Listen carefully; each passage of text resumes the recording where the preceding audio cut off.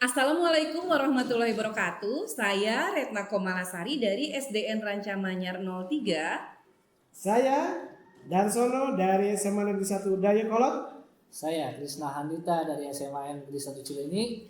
Kami CGP Angkatan 10 Kabupaten Bandung akan melaksanakan tugas demonstrasi konstekstual modul 2.3. Selamat menyaksikan.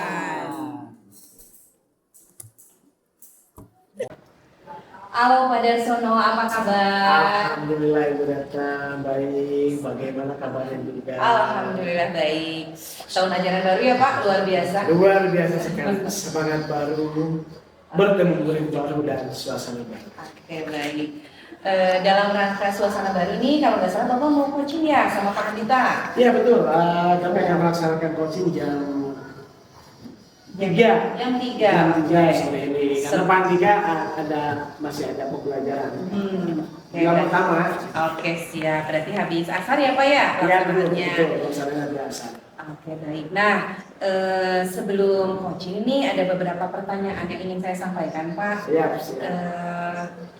Apa tujuan dari coaching hari ini Bapak? Tujuan coaching hari ini saya ingin mencoba menggali informasi ya dari apa sih yang dihadapi dari Pak Handita terkait, kalau nggak salah topik coaching kita hari ini itu adalah ada sebagian anak yang tidak fokus dalam kegiatan pembelajaran gitu. Siap. Nih, terus kompetensi apa nih Pak yang ingin disampaikan dalam proses coaching kali ini? Kompetensi yang ingin dicapainya apa saja?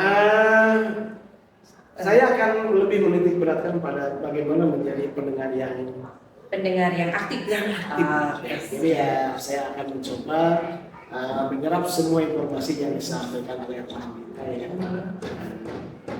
Ya mudah-mudahan semua yang sudah direncanakan bisa berjalan dengan lancar. Oke siap.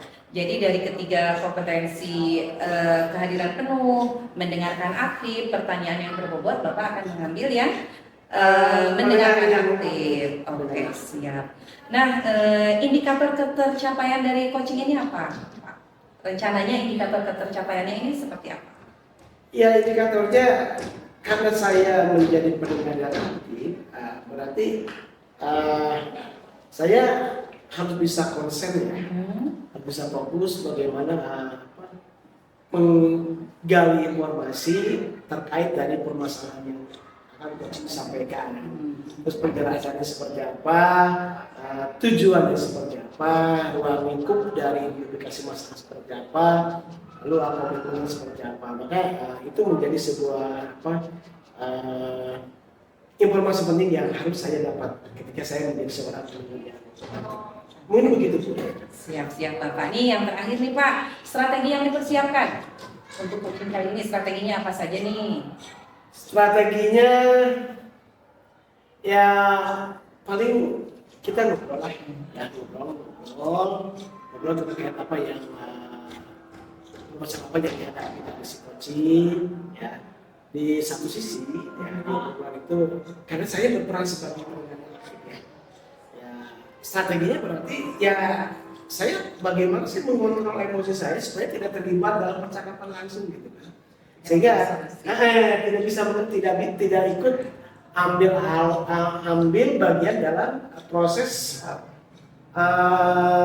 membuat solusi dari coaching itu ya. Dan juga mungkin bagaimana saya mampu mengontrol memanage diri saya untuk mampu membuat atau mendesain pertanyaan-pertanyaan yang berbobot sehingga apa yang saya ingin gali dari coach itu tersampaikan. Jadi semua informasinya bisa tersampaikan, bisa secara umum saya tercatat pada saya gitu boleh. Oke siap Bapak, keren baik. Semoga coaching hari ini berjalan lancar dan semoga informasi bisa didapatkan. Amin. Selamat menjalankan coaching Bapak. Mangga silakan. Siap, mana Bu Retna? Selamat sore Pak Handita. Selamat sore Pak Darsono. Bagaimana kabar Pak Handita? Alhamdulillah baik Pak. Gimana Bapak? Alhamdulillah. Baru reses dari kelas ya? Betul Pak, terus sekarang full nih kelas kemarin baru pertama KBM hari ini Pak ya, pertama KBM di pelajaran baru, terus masuk kelas, semangat baru lagi, semangat baru lagi. Berarti banyak hal baru ya. Betul Pak, nah itu yang ingin saya sampaikan. Jadi kita nyambung ya, kita minta waktunya Pak Andita nih, karena banyak hal yang ingin saya gali sebenarnya dari Pak Andita. Nah kira-kira kita yang mau diobrolkan kita sekarang apa nih? Nah ini Pak ya, sebenarnya saya kesini itu kebetulan juga nih ada yang ingin saya sampaikan kepada saudara terkait dengan adanya beberapa siswa, termasuk tadi Pak ya, adanya beberapa siswa yang kurang fokus Pak. Kurang fokus Dalam pembelajaran yang saya ampu kelas ya. Nah itu mungkin permasalahannya. Oke, jadi kita akan berbicara seputar siswa yang kurang fokus. Dari topik kita hari ini nih, ada tujuan dari obrolan kita hari ini tentang siswa yang kurang fokus? Baik, tujuannya ya mungkin saya ingin berbagi aja ini sama Bapak, kalau bisa saya mendapatkan tujuannya nanti membuat siswa tersebut lebih fokus lagi, ya lebih fokus lagi, terutama yang tadi juga ada yang tidak fokus Pak, ya. Tadi malah ada yang tidur di kelas, ya. Tadi ada yang tidur di kelas. Nah, itu saya ingin sekali membuat siswa tersebut lebih lebih fokus lagi, jadi tidak tertidur di kelas, tidak ngobrol sama yang lain, tidak main HP dan sebagainya.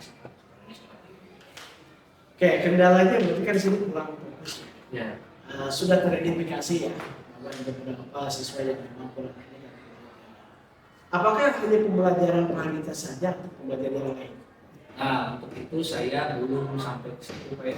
Mungkin di pembelajaran saya ada yang seperti itu. Nah, rencana untuk mengantisipasi hal tersebut sudah barang tentu sudah desain seperti apa. Jadi kita ingin tahu nih, Ya. rencananya seperti apa nih untuk menanggulangi siswa-siswa yang kurang fokus dalam pembelajaran ini? Ya, kebetulan kan sekarang tenaga baru nih Pak ya. Iya betul. Saya kemarin punya rencana, tetapi memang belum Belum realisasikan, ya, karena belum masuk ya. Nah, itu baru kesepakatan kelas Pak. Saya baru kesepakatan kelas, tapi memang ada permasalahan. Nah, rencana yang ingin saya kembangkan atau saya lakukan, yaitu pertama, mungkin saya ingin proses yang saya bawakan nanti, terutama dalam pembelajaran, metodenya ini lebih berdiferensiasi, agar anak-anak itu lebih terfokus. Jadi ingin mengidentifikasi dulu, pertama mungkin Mendiagnosa awal anak ini maunya apa, gitu ya. Jadi ingin bahwa anak tersebut ingin metode pembelajarannya seperti apa. Mungkin itu menjadi permasalahan anak. jadi diintegrasikan dengan metode pembelajaran yang akan disiapkan. Jadi ingin disiapkan apa nih, ini pengennya apa untuk membuat dia fokus. Itu mungkin Pak yang Oke, menarik Pak Andita nih. Nah tadi kan Pak Andita menyampaikan nih di pertemuan yang barusan dilaksanakan buat kesepakatan kelas nih. Apakah ada poin tertentu enggak di kesepakatan kelas yang tadi dibuat ini untuk mengarah kepada antisipasi anak-anak yang kurang fokus tersebut? ya, untuk poin tertentu mungkin ada, ya Pak ya. Contohnya misalkan lebih membebaskan mereka. Contohnya misalkan mereka lebih bebas, tidak bebas sebebas-bebas, gitu Pak ya. Tapi mereka lebih bebas mengusahakan apa yang mereka inginkan. Misalkan boleh memberikan pertanyaan di tengah pembelajaran, cara seperti itu. Dengan cara Pengajuan pengajuan tangan. tangan terlebih dahulu. Nah itu contohnya seperti itu. Saya memberikan kebebasan mereka mau kapan nih kalian mau memberikan pertanyaan, memberikan tanggapan silakan, asalkan mengacungkan tangan terlebih dahulu. Contohnya itulah. Oke, jadi siswa diberikan kebebasan ya, Ya. bagaimana dia menyampaikan pendapatnya. Sejauh ini sudah orang itu kan ketika kita melaksanakan sebuah program yang kita laksanakan, rencana sudah didesain secara maksimal, tapi ini kadang-kadang kita ada solusi kendala. Nah, untuk mengantisipasi kendala-kendala yang kemungkinan pada saat pembelajaran itu muncul, seperti apa strategi yang akan dilaksanakan? Ya, strateginya mungkin setelah nanti ada diagnostik, ya. Setelah nanti ada diagnostik, nanti saya akan melakukan metode pembelajaran lebih aktif lagi. Jadi aktifnya bukan saya, Pak. Jadi yang aktif itu siswanya. Ya. Jadi saya akan membebaskan atau memberikan ruang yang lebih besar kepada siswa tersebut untuk memberikan pendapat, ya, untuk memberikan kemauan mereka seperti apa. Jadi nanti saya akan memberikan ruang lebih besar lagi kepada siswa. Oke, jadi lebih berfokus kepada siswa itu kita melihat ya di desain pembelajaran senternya. Oke, nah tadi kan dikatakan nih supaya siswa itu aktif di kategori aktif yang idealnya nih, yang dibiarkan oleh panitia khususnya seperti apa sih siswa yang aktif itu? Ya, aktif itu menurut saya yang apa? Yang memberikan pertanyaan seperti itu, yang lebih menyukai, kalau suka terhadap mata pelajaran saya, pastinya dia akan lebih fokus. Intinya ya, kalau fokus dia pasti aktif.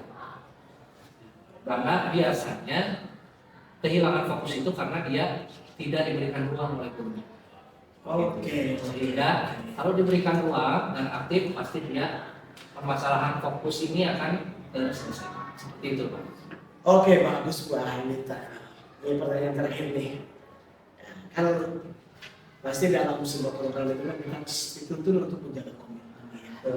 Nah, jadi komitmen Bapak tadi yang bagaimana sih siswa itu biar lebih aktif, terus memberikan kebebasan siswa itu dalam berproses dalam pelajarannya. Nah, komitmennya seperti apa? Bentuk komitmennya ini.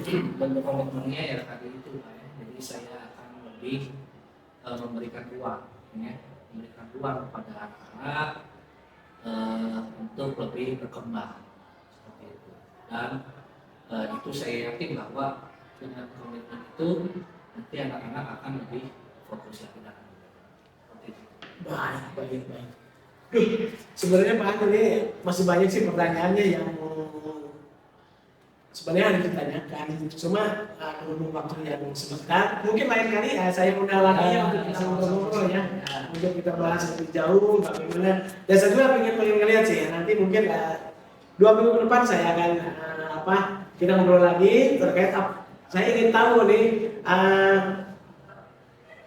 rencana tindak lanjutnya dari proses nanti kegiatan pembelajaran yang dilaksanakan itu sudah terpenuhi atau belumnya. Iya. Tapi mungkin nanti tahun minggu depan lah, minggu kedua lah saya datang lagi, kita ngobrol lagi lebih jauh. Ya, Pak. Terima kasih Pak Anita, semoga semua rencananya bisa berjalan lancar. Amin. Dan siswa-siswa yang kurang fokus bisa kembali fokus pada pembelajaran dan menyukai pembelajarannya. Terima Amin. kasih. Assalamualaikum warahmatullahi wabarakatuh. Waalaikumsalam warahmatullahi wabarakatuh.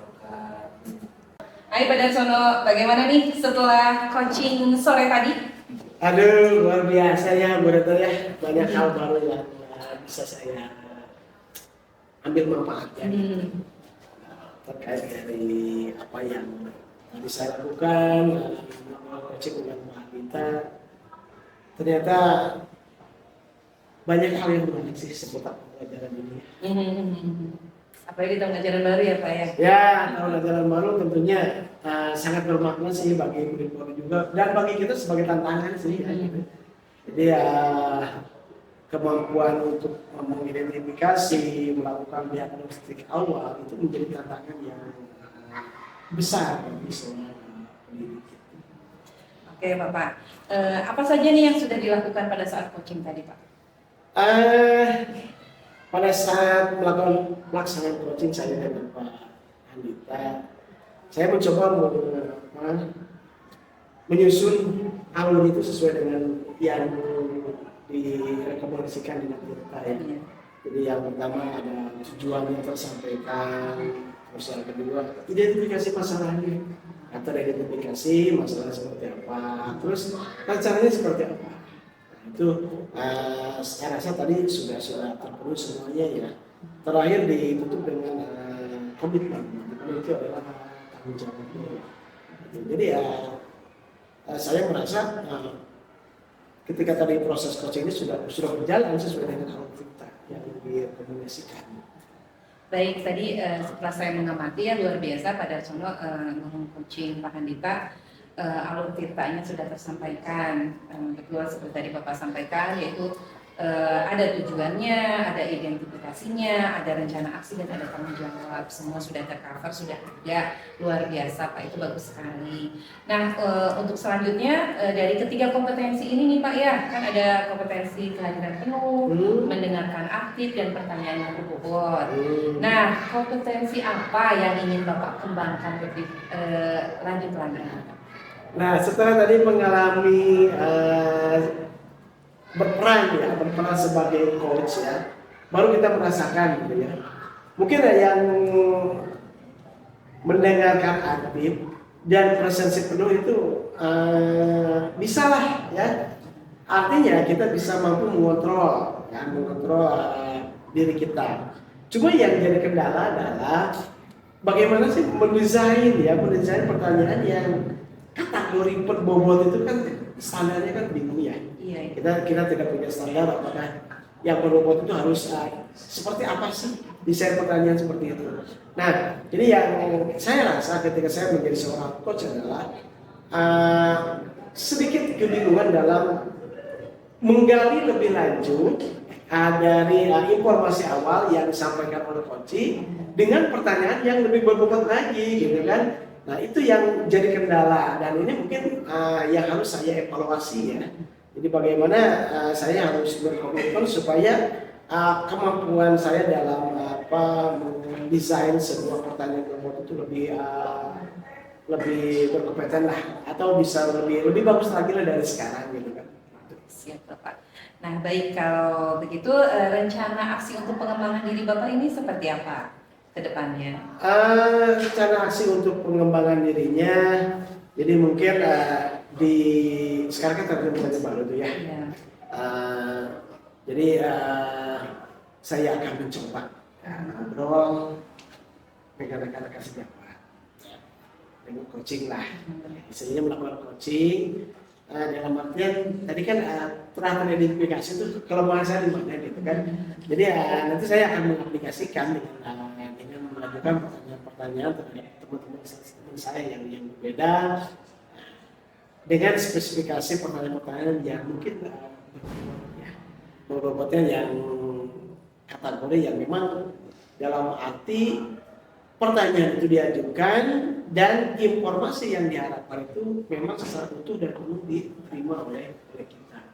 Jadi mungkin 2 minggu ke depan, jadi kan ini masih pelajaran baru ya, sehingga banyak hal yang memang perlu kita komunikasikan terutama dalam mendesain pembelajaran. Nah, mungkin saya akan sisipkan proses coaching di sana untuk mengasah kemampuan saya dalam mendesain sebuah pertanyaan. Mungkin itu.